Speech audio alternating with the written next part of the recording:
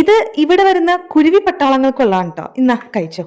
പാവങ്ങളാണ്, എന്നും വൈകുന്നേരം വരും. അമ്പട കേമ, സണ്ണിക്കുട്ട, പുതിന ചെടിയോട് കൂട്ടുകൂടാൻ എന്തേ ഒരു അപ്പൂപ്പൻ താടി. എന്തെങ്കിലും വൃത്തിയായിട്ട് കിടക്കുമ്പോൾ അത് വൃത്തികേടാക്കിയില്ലെങ്കിൽ ഒരു മനസമാധാനം ഉണ്ടാവില്ലല്ലോ. അങ്ങനെ വൃത്തിയായിട്ട് കിടന്ന ഒരു വാള് ഇതെന്താ പല്ലി ഒട്ടി പിടിച്ചിരിക്കണോ? ചെറിയൊരു റൂം മേക്കവർ എന്നൊക്കെ പറയും. കട്ടറില്ലാത്ത കാരണം കത്തി വെച്ച് ചെത്തിയെടുത്ത റൂളി പെൻസിലായിട്ട് ഞാൻ ഇറങ്ങിട്ടോ.